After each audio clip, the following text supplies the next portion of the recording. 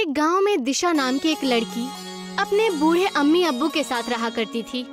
दिशा के अम्मी अब्बू वेज पुलाव का ठेला लगाकर बेचा करते थे। दिशा एक 20 साल की लड़की थी जो दिन भर किताबों में डूबी रहती थी। एक दिन उसकी अम्मी अनीता दीक्षा से बोली, तुम दिन भर किताबों में ही डूबी रहती हो, थोड़ा बहुत अपनी अम्मी के कामों में भी हाथ बटा लिया करो, निकाह के बाद ये तुम्हारे काम आएगा। ये आप कैसी बातें कर रही हैं अम्मी? घर का सारा कामकाज तो मुझे करना आता है। मैंने आपसे खाना बनाना भी सीखा है। अब्बू तो मेरे हाथ के बने हुए दावत की बेहद तारीफ करते हैं। वो तो मैं अच्छी तरह से जानती हूँ, लेकिन दिन भर किताबों में डूबे रहने से क्या हासिल हो जाएगा? भला आज तक किसी लड़की को पढ़ लिख कर कुछ मिला है क्या? अंत में तो उसे निकाह के बाद चूल्हा चौका ही संभालना पड़ता है। ऐसा नहीं है अम्मी, अगर मैं दिन भर किताबों में डूबी रहती हूँ तो उसकी भी एक वजह है। किताबें हमें बहुत कुछ सिखाती हैं। मैं इस जिंदगी में कुछ नया करना चाहती हूँ। दीक्षा की बात पर अनीता दिशा से कुछ बोलने ही वाली थी कि तभी वहाँ दिशा के अब्बू आ गए। अरे मेरी बेटी दीक्षा बिल्कुल सही बोल रही है। अनीता, उसे पढ़ने दो। मैं तो बस यही कहना चाह रही थी जी कि हमें दीक्षा को पढ़ा लिखा कर नौकरी थोड़ी न करवानी है, अंत में उसका निकाह ही तो करना है। ऐसा नहीं सोचते अनीता। अगर दीक्षा बिटिया शिक्षित हो जाएगी तो सोचो अपनी शिक्षा से उसे कितना फायदा पहुंचेगा। वो अपने पति के ऊपर बोझ नहीं होगी। और वैसे भी आजकल के दौर में लड़कियां पुरुषों से पीछे है क्या? वो पुरुषों के साथ कदम से कदम मिलाकर चल रही हैं। अब्बू जान, मेरे मदरसे में 2 दिन के लिए जंगल में एक टूर जा रहा है, क्या मैं जा सकती हूँ? लेकिन मौलाना ने 500 रुपए मांगे हैं। बेटी, मैं तुम्हें कभी मना नहीं करता, लेकिन तुम तो जानती हो आजकल धंधा कितना मंदा हो गया है। मैं तुम्हारे स्कूल की फीस भी कितनी मुश्किलों से जमा करता हूँ। टूर पर जाने के लिए स्कूल वालों ने कुछ अतिरिक्त रुपए तुमसे मांगे हैं, जो इस समय मेरे पास नहीं है बेटा। रमन की बात सुनकर दीक्षा का चेहरा उतर गया। अपनी बेटी का चेहरा देखकर रमन भावुक होकर बोला, लेकिन तुम फिक्र मत करो, कल मैं किसी न किसी से पैसे उधार मांगकर तुम्हें दे दूंगा। अब्बू की बात सुनकर दीक्षा बेहद खुश हो गई। ये क्या जी, अब आप दीक्षा के लिए पैसे भी उधार लेंगे? कोई बात नहीं, बेटिया पढ़ लिख जाएगी तो हो सकता है वो आगे चलकर हम दोनों का ही सहारा बने। लेकिन हमें परसों मकान मालिक का किराया भी देना है। अगले दिन दिशा के अब्बू फिर से ठेला लेकर बस स्टैंड के पास चले गए, मगर वो यही सोचते रहे कि आखिर वो कैसे और किससे उधार मांगे। तभी उसे दूर से गांव का मुखिया आता हुआ नजर आया, जो उसी के करीब आ रहा था। नमस्ते नमस्ते मुखिया जी। अरे नमस्ते नमस्ते रमन, नमस्ते। और सुनाओ, कैसे हो? धंधा कैसे चल रहा है तुम्हारा? धंधा अभी बहुत हल्का चल रहा है मुखिया जी। पहले पुलाव शाम तक बिक जाता था, लेकिन अब तो कभी कभी भगोने में पुलाव ऐसा का ऐसा ही रखा रहता है। अरे रमन, आजकल चाइनीज फूड का दौर है। भारत में तरह तरह के लजीज खाना बन रहे हैं। ऐसे में तुम्हारा देसी पुलाव कौन खाना पसंद करेगा? गांव का नक्शा अब पहले जैसा नहीं रहा। गांव के लोग भी बहुत बदल चुके हैं। मुखिया जी, मुझे आपसे कुछ बात करनी थी। हाँ, बोलो, अब क्या बात करनी थी? मुझे आपसे कुछ पैसे उधार चाहिए थे। कितने पैसे चाहिए थे?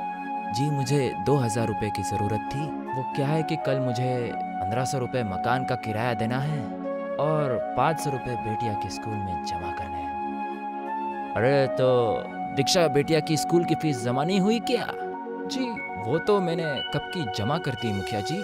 क्या है कि स्कूल की तरफ से बिटिया का टूर जा रहा है जंगल, तो बिटिया का बड़ा मन है उस टूर में जाने का, और स्कूल वाले 500 रुपया मांग रहे हैं। अरे तुम्हें क्या हो गया है रमन? तुम्हारा धंधा वैसे ही मंदा चल रहा है और ऊपर से तुम्हें मकान का किराया भी देना है। ऐसे में बिटिया को टूर पर भेजना जरूरी है क्या? बिटिया को पेड़ और पौधों से बहुत प्रेम है मुखिया जी, और वो दिन भर इसी के बारे में किताबों में पढ़ती रहती है। अगर आज शाम को मैं उसे पैसे नहीं दे पाया तो बिटिया का दिल टूट जाएगा मुखिया जी। मुखिया दीक्षा के अब्बू की बातों को सुनकर उन्हें बेहद गौर से देखने लगा। तभी मुखिया का साथी अभिमन्यु वहां जा पहुंचा। अभिमन्यु एक बेहद गंदे बर्ताव का इंसान था, जो मुखिया के हमेशा कान भरता रहता था। वो उन दोनों की बातें काफी देर से सुन रहा था। अभिमन्यु ने मुखिया के कान में बोला। अरे सोचते क्या हो मुखिया जी, 1000 रुपए की बात है, दे दीजिए। वैसे भी रमन का ठेला कम से कम 10,000 रुपयों का होगा। इस वक्त रमन का धंधा अच्छा नहीं चल रहा है, वो आपके पैसे नहीं चुका पाएगा। उसके बदले आप उसका ठेला रख लेना, पूरे 8,000 रुपए का फायदा होगा। अभिमन्यु की बात मुखिया के दिमाग में बैठ गई। अरे ये पैसे कब तक दोगे मुझे? मुखिया जी मुझे बस 2 महीने का समय दे दीजिए। इससे पहले मैंने आपसे ना जाने कितने बार पैसे उधार लिए, लेकिन हमेशा चुका दिए हैं। अरे उस वक्त की बात अलग थी रमन, लेकिन इस वक्त की बात अलग है। मैं कुछ समझा नहीं मुखिया जी।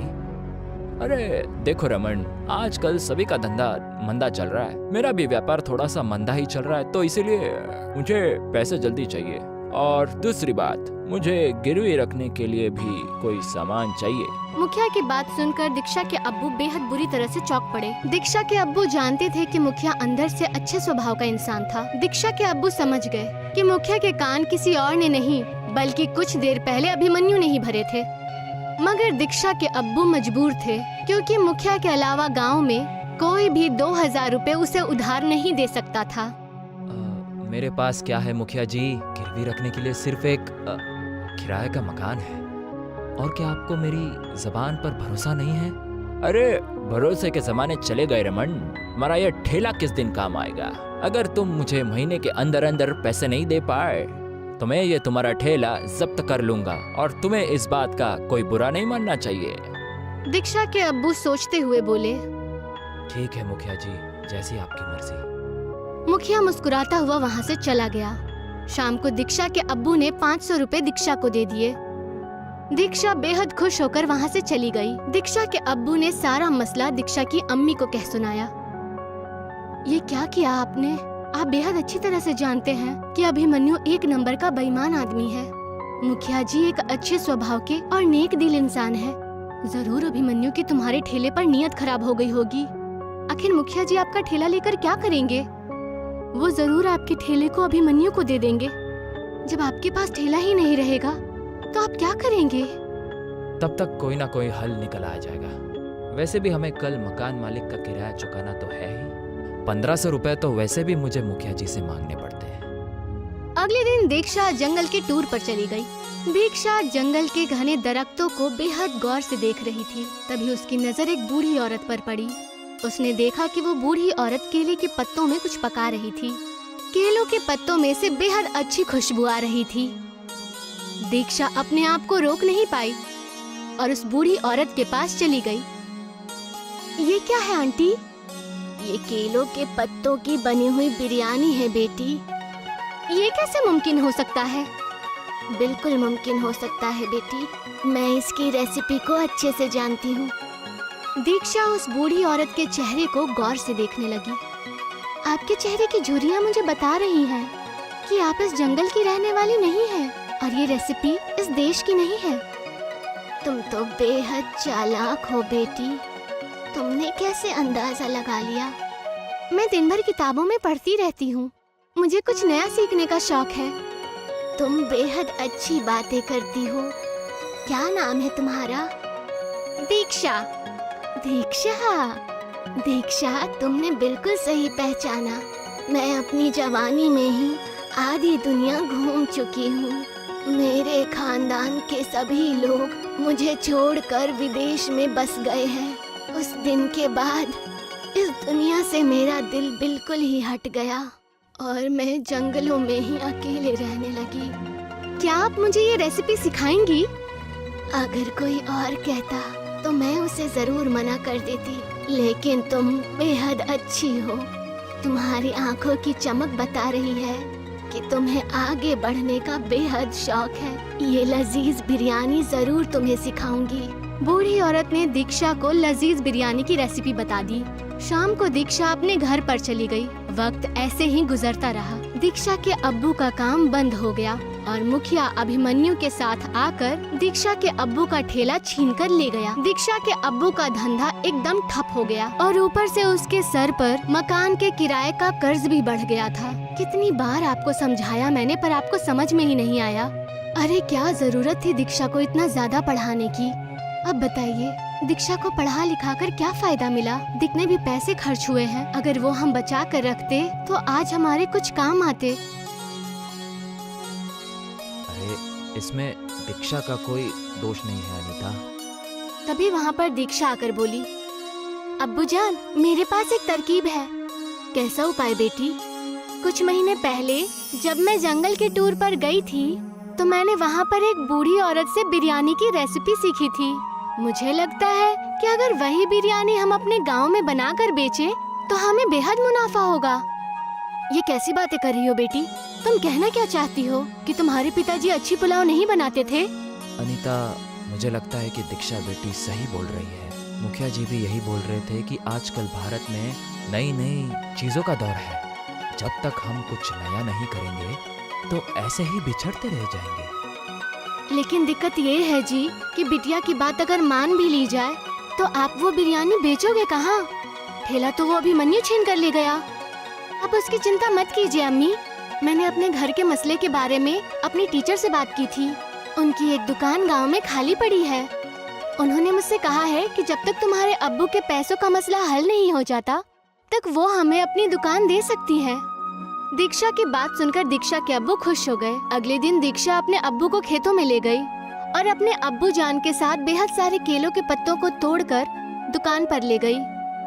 दीक्षा के अम्मी और अब्बू ने पहले से ही दुकान की साफ सफाई कर दी थी। दीक्षा ने केले के पत्तों में बासमती चावल और कुछ अन्य चीजें डालकर उन्हें अंगारों पर पकने के लिए रख दिया और कुछ ही देर में पत्तों की बिरयानी बनकर तैयार हो गई। उसमें से इतनी अच्छी खुशबू निकल रही थी कि वहाँ से जाने वाले लोग खुद को रोक नहीं पाए। तभी एक आदमी उनके दुकान पर जाकर बोला, अरे आपकी दुकान में से तो बहुत अच्छी खुशबू आ रही है।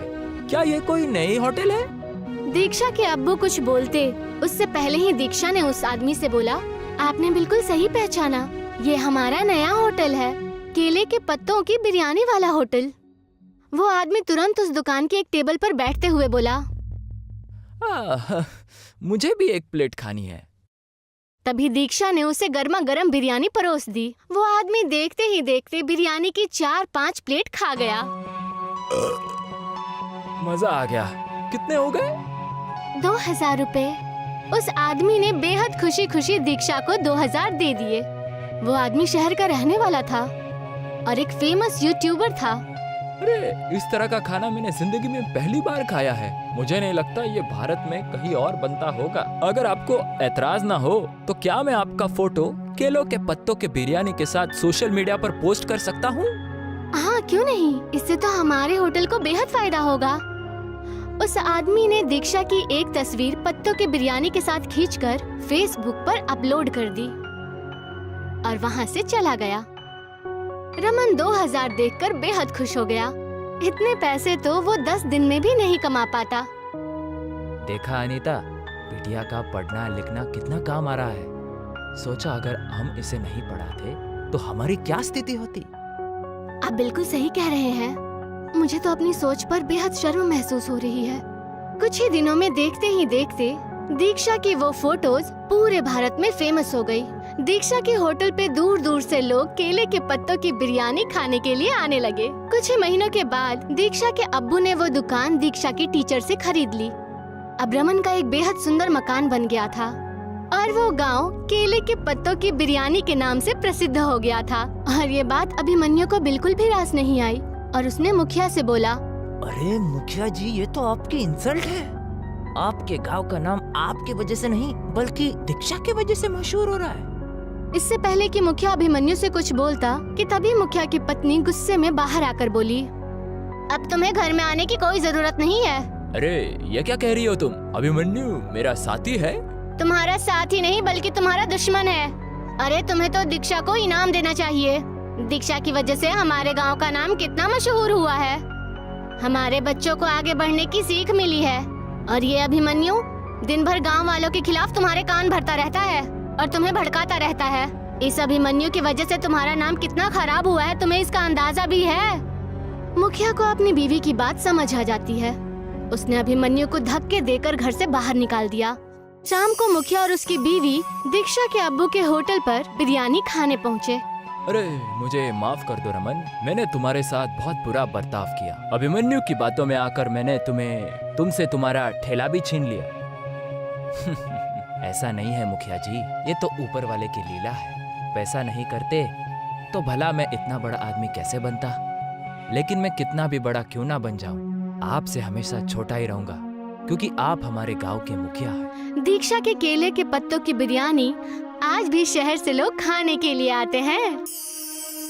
अब्दुल मियाँ के इंतकाल के बाद उनके तीनों बच्चे यतीम हो गए। अब उनके सर पर वालिद का साया नहीं था। अब क्या होगा, कैसे हमारा घर चलेगा? दो जवान बेटियों की शादी करनी है। या अल्लाह, कुछ तो रहम कर। अम्मी, अब हमें ही बाहर जाकर काम करना होगा। लेकिन तू क्या काम कर सकती है? मुझे तो बस एक ही काम अच्छे से आता है, खाना बनाना। क्यों ना हम एक बिरयानी सेंटर खोल ले? लेकिन उसमें तो बहुत पैसे लगेंगे आपा। पैसों की फिक्र मत करो, मेरे ये गहने कब काम आएंगे। और बस एक बार सब ठीक हो जाए तो तुम तीनों इसे मिलकर छुड़ा लेना। लेकिन अम्मी, अब्बा ने ये आपके लिए खरीदे थे। बेटा, मेरी पहली जिम्मेदारी तुम सब हो। जेवर का क्या है, वो तो वापस मिल ही जाएंगे। ठीक है। शिफा ने अपनी अम्मी के जेवर ले लिए और उन्हें गिरवी रखकर उसे 20,000 रुपए मिले। उन पैसों से उन लोगों ने एक छोटा सा ठेला खरीद लिया और तीनों भाई बहन मिलकर उस ठेले पर काम करने लगे। ले लो गर्मा गर्म बिरयानी, जायका ऐसा कि उंगलियां चाटते रह जाओगे। ले लो गर्मा गर्म बिरयानी। कई लोगों ने उनके ठेले की बिरयानी चखी और सभी को वो बिरयानी अच्छी लगी। वाह, क्या बिरयानी है, हमने कभी इतनी लजीज बिरयानी नहीं खाई। हाँ, बहुत अच्छी बिरयानी है। शुक्रिया भाईजान, ये हमारी अम्मी का नुस्खा है, हमारी अम्मी की स्पेशल बिरयानी। बहुत अच्छी है। और देखते ही देखते उनका बिरयानी का ठेला चल पड़ा। अब लोगों की भीड़ लगने लगी। मुझे 2 बिरयानी पार्सल देना। ठीक है। मुझे भी दे दो। अब नदीम को लोगों को बुलाने की जरूरत नहीं थी। ठेले पर इतनी भीड़ रहती थी कि तीनों भाई बहन मिलकर ऑर्डर दिया करते थे। ये लीजिए आपका ऑर्डर। ये आपका। ये आपका। 1 माह बाद शिफा अपने कमाए हुए रुपए गिन रही थी। ये लीजिए अम्मी, इस माह का मुनाफा 20,000 रुपए। क्या? आपने सही सुना, 20,000 रुपए। इतने सारे पैसे? हमारी बिरयानी लोगों को बहुत पसंद आती है। ग्राहकों की हमेशा भीड़ लगी रहती है अम्मी। या अल्लाह, तेरा लाख लाख शुक्रिया। तूने मेरे बच्चों को कामयाबी अता फरमाई। शुक्रिया। अम्मी, अगले माह ही आपके जेवर छुड़वा लेंगे हम, इंशाल्लाह। आज शिफा का खानदान बहुत खुश था। उनके अब्बा के इंतकाल के बाद पहली मर्तबा उनके घर में कुछ अच्छा हो रहा था। तीनों भाई बहनों ने अपनी मेहनत जारी रखी और दिन दुगनी और रात चौगनी तरक्की करने लगे। ये सब हम तीनों की इत्तिहाद की वजह से हो रहा है। बिल्कुल आपा। और हम हमेशा एक ही रहेंगे। हाँ, हमेशा।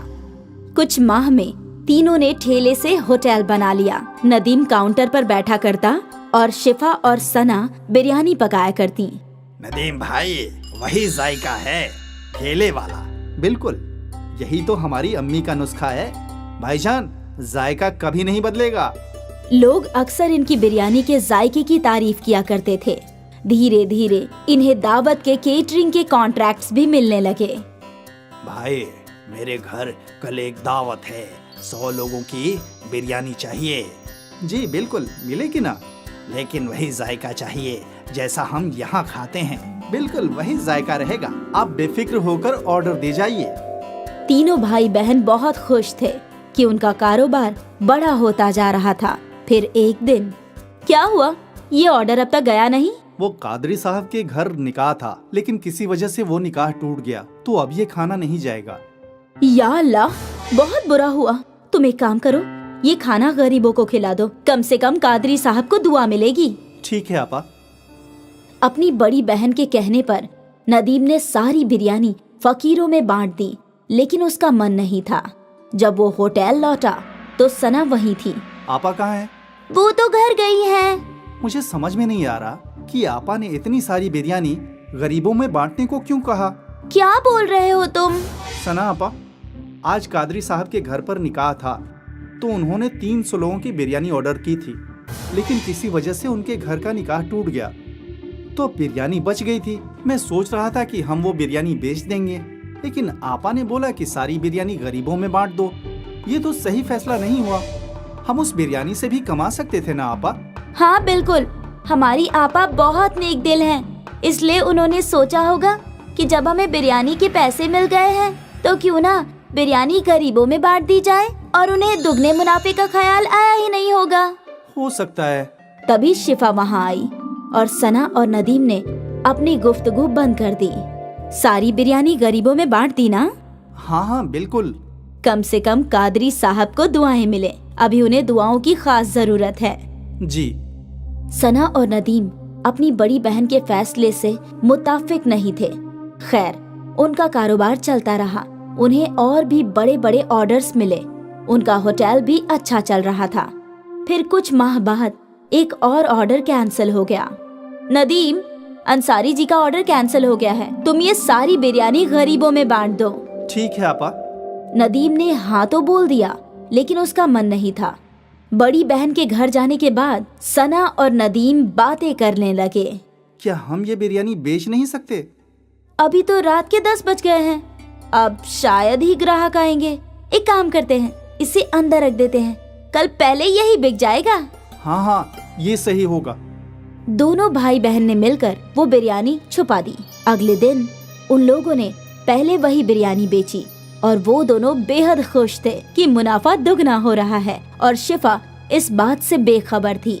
फिर क्या था, जब भी कोई ऑर्डर कैंसिल होता, अगले दिन वो बिरयानी सना और नदीम होटल में बेचा करते थे।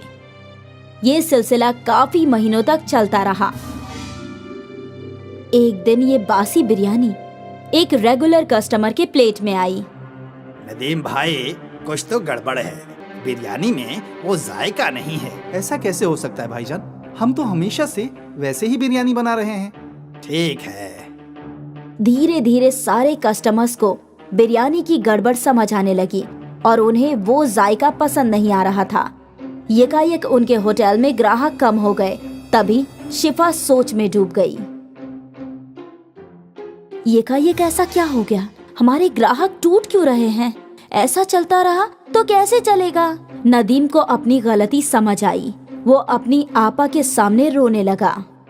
मेरी गलती है, मैंने और सना आपा ने बासी बिरयानी ग्राहकों को खिलाई। क्या? नदीम ने अपनी आपा के सामने सारी गलती कबूल की। ये तूने क्या कर दिया? ज्यादा मुनाफा कमाने के चक्कर में धंधा ही तोड़ दिया। अब हम कैसे ग्राहकों को वापस लाएंगे? हमें माफ कर दीजिए आपा। हमें इल्म नहीं था कि ऐसा कुछ हो जाएगा। तुम्हारे लालच ने सब कुछ बर्बाद कर दिया।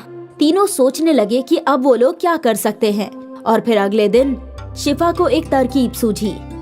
शिफा ने एक तख्ती लिखवाई, हमें माफ कर दीजिए, हमारी गलती की वजह से आपको बासी बिरयानी खानी पड़ी, हम शर्मिंदा हैं, इसलिए अगले 1 हफ्ते तक हम सबको मुफ्त में बिरयानी खिलाएंगे।